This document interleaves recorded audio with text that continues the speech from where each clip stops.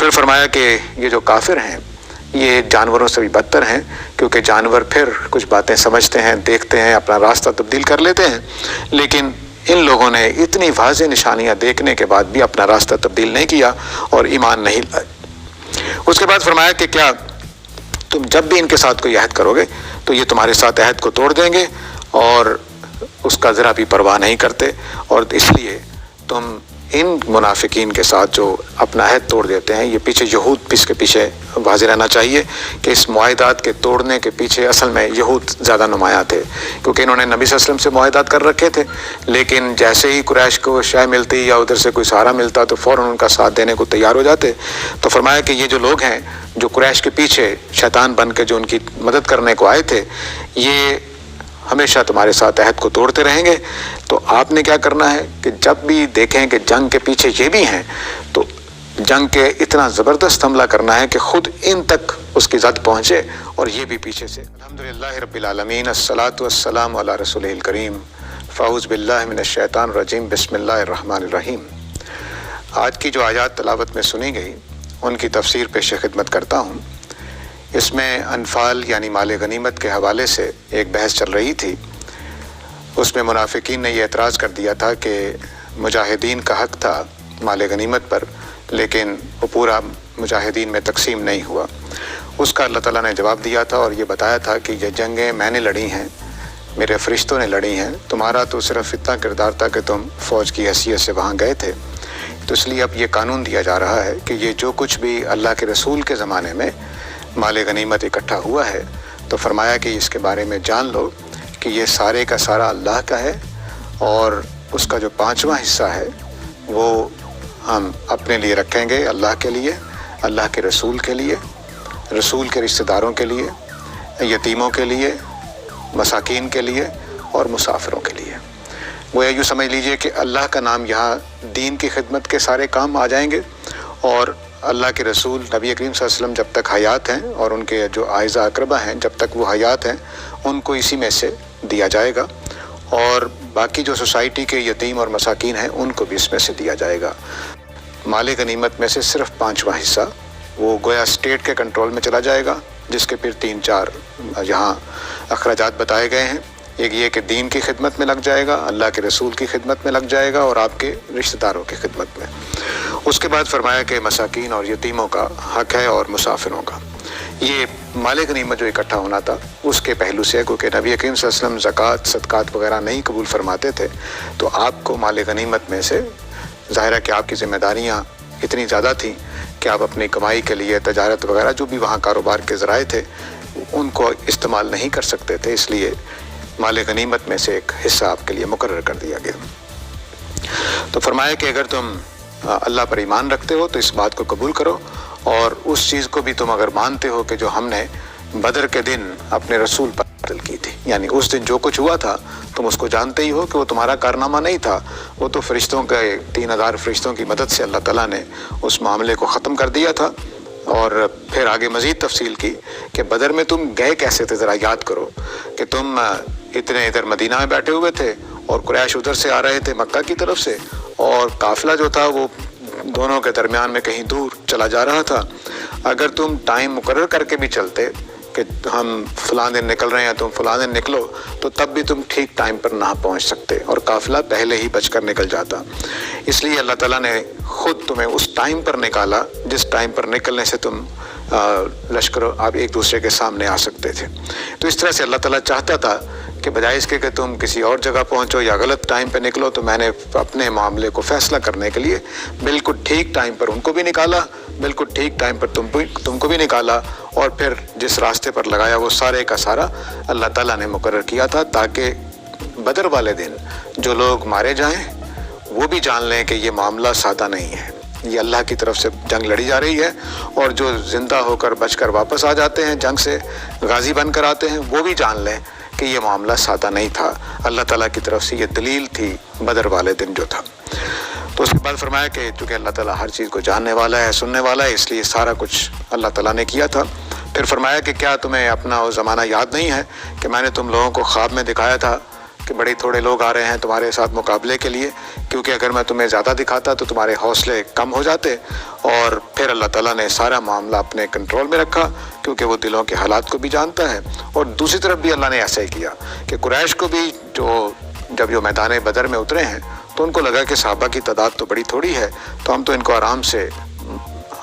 صفایا کر دیں گے ان کا، لیکن یہ سب کچھ اللہ تعالیٰ اس لیے کر رہے تھے تاکہ معاملے کا فیصلہ کر دیا جائے۔ اور یہ یاد رکھو کہ سارے معاملات اللہ ہی کے کنٹرول میں ہیں، کوئی بھی اس کی گرفت سے باہر نہیں ہے۔ تو اس نے فرمایا کہ یہ میں نے جنگیں لڑی ہیں، ان کا مال غنیمت اصل میں میرا حق ہے اور میں اس کو اس طرح سے تقسیم کر رہا ہوں۔ صرف 5واں حصہ ہم نے الگ کیا ہے،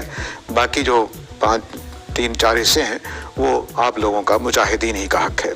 اس کے بعد فرمایا کہ جب بھی مومنو اللہ کی راہ میں جہاد کے لیے نکلو تو ثابت قدمی دکھایا کرو اور اللہ کو یاد رکھو، کیونکہ وہ ہمیشہ تمہارے ساتھ تعاون کرنے والا ہے، اور اگر ایسا کرتے رہو گے تبھی کامیابی ہوگی، ورنہ کامیابی نہیں ہوگی۔ اور پھر حفظ ما تقدم کے طور پر فرما دیا کہ جنگوں میں جب بھی جاؤ تو اللہ اور اللہ کے رسول کی اطاعت کرتے رہنا، کیونکہ جب تم اختلاف کرو گے تو تم حوصلہ ہار دو گے اور تمہاری ہوا اکھڑ جائے گی اور ثابت قدم نہیں رہو گے۔ اور یہ یاد رکھو کہ ثابت قدمی اختیار کرو، کیونکہ اللہ تعالیٰ ثابت قدموں کے ساتھ ہے۔ اس کے بعد نقشہ کھینچا کہ تم نے دیکھا کہ تمہارا مقابلہ کس کے ساتھ تھا۔ مقابلہ ان لوگوں کے پاس تھا جو اپنے گھروں سے بڑے تکبر کے ساتھ اور تنتنے کے ساتھ نکلے تھے، اور اس خیال سے نکلے تھے کہ آج مسلمانوں کا صفایا کر دیں گے اور اللہ کے اس رسول کا جو کام جاری ہے اس کو روک ڈالیں گے۔ حالانکہ ان کو معلوم نہیں تھا کہ اللہ تعالیٰ ہر چیز کا احاطہ کیے ہوئے ہوتا ہے، کوئی چیز اس کے کنٹرول سے باہر نہیں ہوتی۔ اس کے بعد فرمایا کہ ان کو کچھ شیاطین یہود کے لیڈروں کی طرف اشارہ ہے، وہ بھی آ کر بڑے ان کو سبز باغ دکھائے کہ میں تمہارا ساتھ دوں گا، تم پریشان نہ ہونا، حملہ کر دو، تم طاقتور ہو، غالب آ جاؤ گے۔ لیکن جیسے ہی سامنا ہوا، فرشتوں کی تعداد کو دیکھا، صحابہ کی ایک دم تعداد اتنی بڑی نظر آنے لگ گئی تو وہ بھاگ گیا، اور اس نے کہا کہ جو کچھ میں دیکھ رہا ہوں تم نہیں دیکھ رہے، میں چلتا ہوں۔ یہ معاملہ بدر والے دن ہوا، تو فرمایا کہ اس لیے انفال کے اوپر، مال غنیمت کے اوپر حق جو ہے وہ اللہ اور اللہ کے رسول کا ہے۔ اس کے بعد منافقین کے بارے میں ایک اور تبصرہ اللہ تعالیٰ نے فرمایا کہ یہ منافقین جو ہیں جن کے دلوں میں روگ ہے حسد کا بھی اور منافقت کا بھی، یہ مسلمانوں پہ تبصرہ کرتے ہیں کہ یہ پتہ نہیں دین کے کس طرح سے دھوکے میں آ گئے ہیں، اپنی جانیں تک دینے کو تیار ہو جاتے ہیں، عجیب و غریب لوگ ہیں۔ تو فرمایا کہ جو اللہ پہ بھروسہ کرتے ہیں اللہ تعالیٰ ان کا ساتھ دیتا ہے، کیونکہ وہ عزیز و حکیم ہے۔ اس کے بعد فرمایا کہ تم ان کو دیکھنا، یہ جو منافقین جو باتیں بنا رہے ہیں، مال غنیمت کے مسئلے اٹھا رہے ہیں، نبی کریم صلی اللہ علیہ وسلم پر نعوذ باللہ تہمتیں لگا رہے ہیں، ان کا تم معاملہ دیکھنا کہ جب فرشتے ان کی جان نکالیں گے تو ان کے چہروں پر، ان کے کمروں پر خوب ماریں گے اور کہیں گے کہ اب اس جلا دینے والے عذاب کا مزہ چکھو۔ یہ اس لیے نہیں کہ تم جو کوئی نفرت ہے، بلکہ اس لیے کہ تم نے جو گناہ کیے ہیں ان کی سزا یہی ہے۔ اور یہ یاد رکھو کہ اللہ تعالیٰ تو ذرہ برابر ظلم نہیں کرتا، جو بھی تمہیں سزا ملے گی ٹھیک انصاف کے مطابق ملے گی۔ اس کے بعد فرعون کے حوالے سے مثال کے طور پر پیش کیا کہ تمہارا معاملہ ویسا ہی ہے جیسے آل فرعون کا تھا جو تم سے پہلے آئے۔ ان لوگوں نے کیا کیا کہ اللہ کی آیتوں کا انکار کر دیا، تو اللہ تعالیٰ نے ان کے گناہوں کی پاداش میں پکڑ لیا اور پھر خوب سخت سزا دی، کیونکہ اللہ تعالیٰ سخت سزا دینے والا ہے۔ اس کے بعد فرمایا کہ میں قوموں کے بارے میں ایک قانون بتایا اللہ تعالیٰ نے، اور یہ بہت اہم قانون ہے کہ میں قوموں کو چنتا ہوں اپنے اصول پر، چننے کے بعد میں ان کو اس وقت تک زوال کا شکار نہیں کرتا یا سزا نہیں دیتا جب تک کہ وہ خود اپنے آپ کو خراب نہ کر لے۔ اس قانون کا مطلب یہ ہے کہ اللہ تعالیٰ قوموں کو عروج دیتا ہے، لیکن وہ اپنے اندر بے ایمانیاں اور اس طرح کی غیر اخلاقی چیزیں لے آتے ہیں تو پھر اللہ تعالیٰ ان کو زوال کی طرف لے جاتا ہے، کیونکہ اللہ تعالیٰ سننے والا اور جاننے والا ہے۔ اور پھر اس معاملے میں بھی فرعون کی قوم کی مثال دی کہ انہوں نے بھی ایسا ہی کیا تھا، میں نے ان کے اندر بہت کچھ دیا، ان کو نعمتیں دیں، لیکن میرا رسول آیا تو انہوں نے میری آیتوں کا انکار کر دیا، میرے معجزات کا انکار کر دیا۔ نتیجہ کیا نکلا کہ میں نے ان کے گناہوں کی پاداش میں غرق کر دیا، اور آل فرعون پوری کو بھی غرق کر دیا اور فرعون کو بھی۔ اور پھر فرمایا کہ یہ جو کافر ہیں یہ جانوروں سے بھی بدتر ہیں، کیونکہ جانور پھر کچھ باتیں سمجھتے ہیں، دیکھتے ہیں، اپنا راستہ تبدیل کر لیتے ہیں، لیکن ان لوگوں نے اتنی واضح نشانیاں دیکھنے کے بعد بھی اپنا راستہ تبدیل نہیں کیا اور ایمان نہیں لائے۔ اس کے بعد فرمایا کہ کیا تم جب بھی ان کے ساتھ کوئی عہد کرو گے تو یہ تمہارے ساتھ عہد کو توڑ دیں گے اور اس کا ذرا بھی پرواہ نہیں کرتے، اور اس لیے تم ان منافقین کے ساتھ جو اپنا عہد توڑ دیتے ہیں، یہ پیچھے یہود بھی اس کے پیچھے واضح رہنا چاہیے کہ اس معاہدات کے توڑنے کے پیچھے اصل میں یہود زیادہ نمایاں تھے، کیونکہ انہوں نے نبی صلی اللہ علیہ وسلم سے معاہدات کر رکھے تھے، لیکن جیسے ہی قریش کو شے ملتی یا ادھر سے کوئی سہارا ملتا تو فوراً ان کا ساتھ دینے کو تیار ہو جاتے۔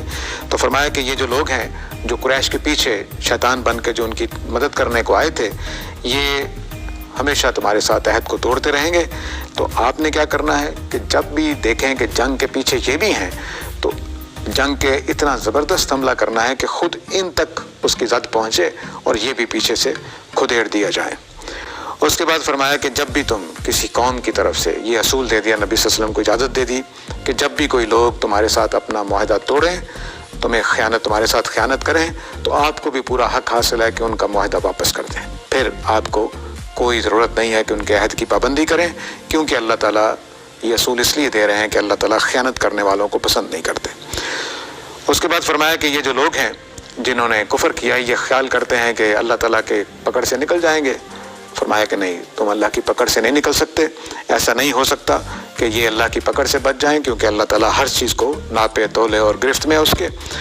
مسلمانوں کو البتہ یہ نصیحت کی کہ تم لوگ اپنی قوت اور اپنے گھوڑے تیار کر کے رکھو۔ گھوڑے تیار کر کے رکھنے کا مطلب ہے کہ اسلحہ اور جو بھی جنگی تیاریاں ہوتی ہیں وہ تیار کر کے رکھیں، کیونکہ یہ اللہ کے دشمن ہیں۔ تو تم اللہ کے ان دشمنوں کو آگاہ کرنے کے لیے، اپنا رعب قائم کرنے کے لیے، ان کے اندر اپنی طاقت کا اظہار کرنے کے لیے ضروری ہے کہ تم اپنی فوجی تیاری پوری کر رکھو، کیونکہ تم ان کو نہیں جانتے ہو کہ یہ کیسے لوگ ہیں، کون کون ہیں، اللہ تعالیٰ جانتے ہیں۔ اور پھر جو بھی تم اس کام کے لیے، ان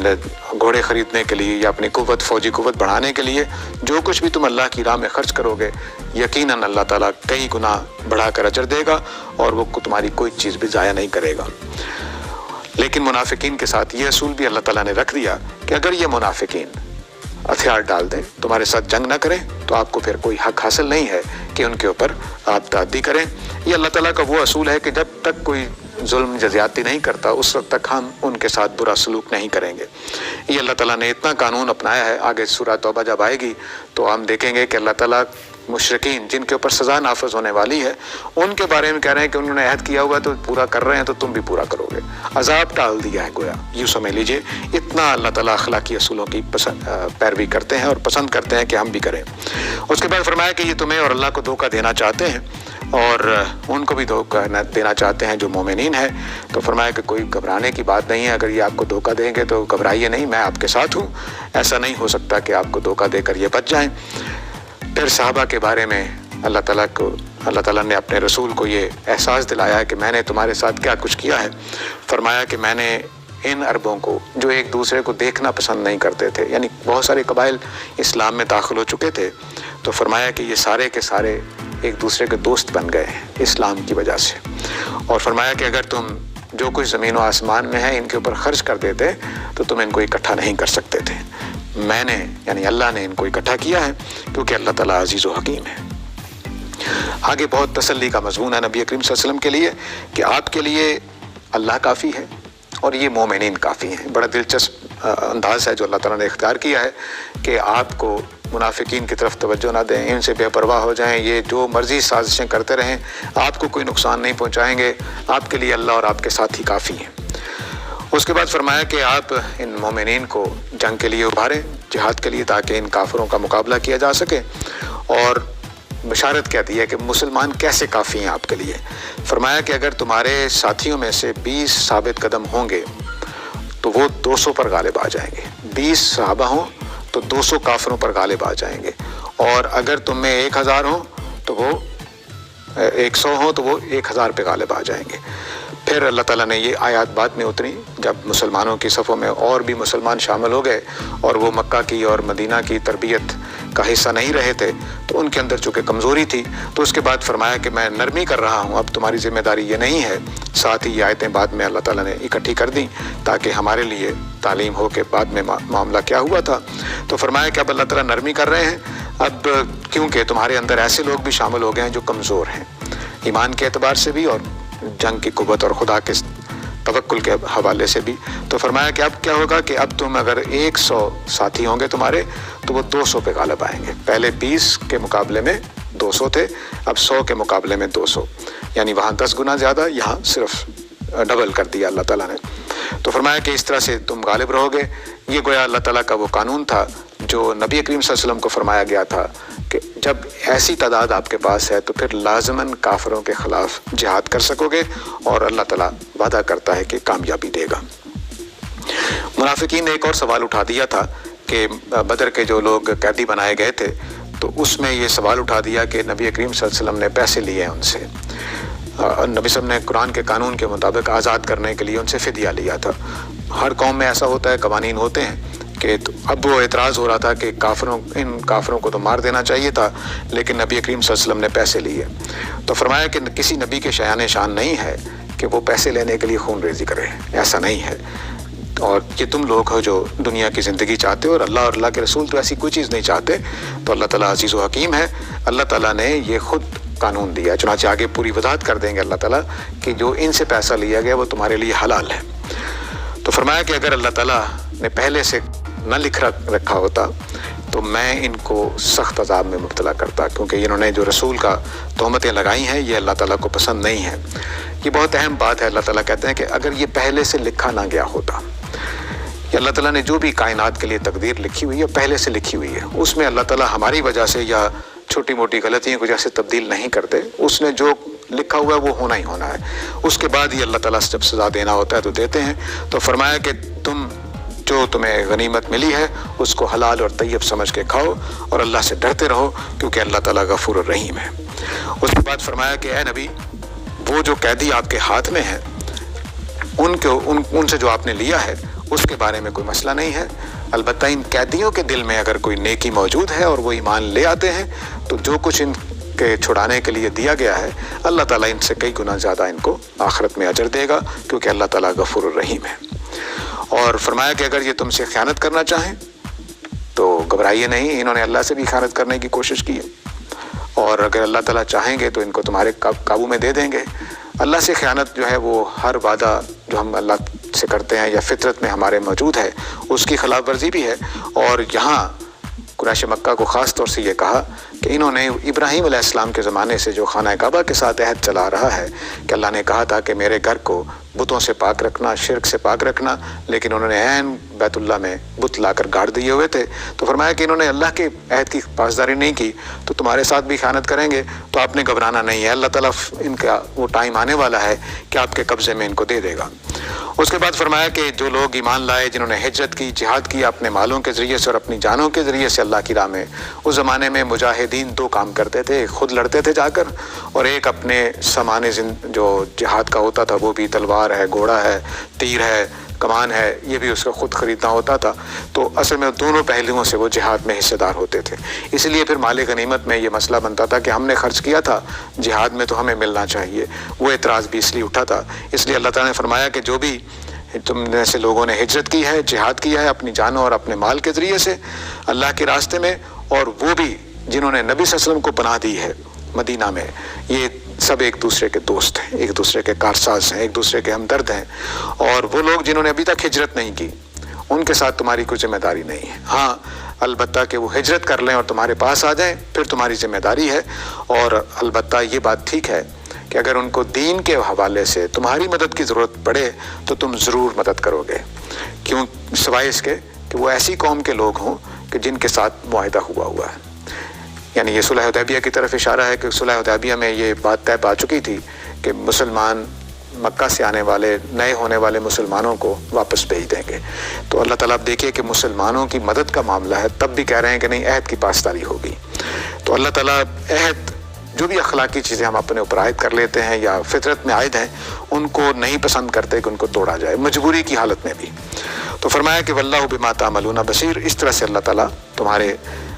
کو دیکھ رہا ہے کہ تم کس کس معاہدے کی خلاف ورزی کرو گے، تمہیں ہرگز نہیں کرنا چاہیے۔ اور جو کافر ہیں فرمایا کہ یہ ایک دوسرے کے دوست ہیں، اور اگر تم نے مسلمانوں کی مدد کے لیے جہاد نہ کیا تو تم، اس کا مطلب یہ ہوگا کہ تم فساد پیدا کرنے والوں میں سے ہو۔ اور جنہوں نے جو ایمان لائے، جنہوں نے ہجرت کی اور جہاد کیا اللہ کی راہ میں، اور نبی کریم صلی اللہ علیہ وسلم کو اور صحابہ کو جو مہاجرین تھے ان کو پناہ دی، وہی حقیقت میں مسلمان ہیں، سچے مسلمان ہیں۔ ان کے لیے مغفرت ہے، رزق کریم ہے، اور وہ لوگ جو ایمان لائے، جنہوں نے ہجرت کی، جہاد کیا آپ کے ساتھ آنے والے دنوں میں، یعنی ایک تو وہ ہیں جو کر چکے ہیں، آپ کا ساتھ دے چکے ہیں، ان کا تو بتا دیا کہ وہ سچے مومن وہی ہیں۔ اب فرمایا کہ اب جو ہجرت کریں گے اور جو اب تمہارے ساتھ جہاد میں حصہ لیں گے، وہ سارے کے سارے تمہارے ہی بھائی ہیں، تمہارے ہی ذریعے تمہارا ہی قوم کا حصہ ہے، تمہارے ہی بھائیوں کی طرح ہے۔ لیکن چونکہ اللہ تعالیٰ اپنی شریعت میں ایسے الفاظ نہیں کرنا چاہتے کہ جس کی وجہ سے ایک کا حق مارا جائے، تو فرمایا کہ یہ تو تمہارے بھائی ہیں ہی، ان کے تو حقوق تم نے ادا کرنے ہی ہیں، لیکن ساتھ ہی رحمی رشتوں کی اہمیت ان سے بڑھ کر ہے۔ تو اللہ کی کتاب میں، اللہ کی شریعت میں جو رحمی رشتے ہیں ان کی جو اہمیت ہے وہ اس سے واضح ہوتی ہے کہ اللہ تعالیٰ کس طرح سے چاہتے ہیں کہ ہم ہر وقت صلہ رحمی کو قائم رکھیں۔ تو فرمایا کہ یہ اللہ تعالیٰ کی شریعت کے اندر ایسا ہی لکھا ہوا ہے، تو اللہ تعالیٰ ہر چیز کو جاننے والا ہے، اس لیے پوری احتیاط کے ساتھ ان احکام پہ عمل کرنا۔ اس کے ساتھ ہی سورہ انفال ختم ہوتی ہے۔ وآخر دعوانا ان الحمد للہ رب العالمین۔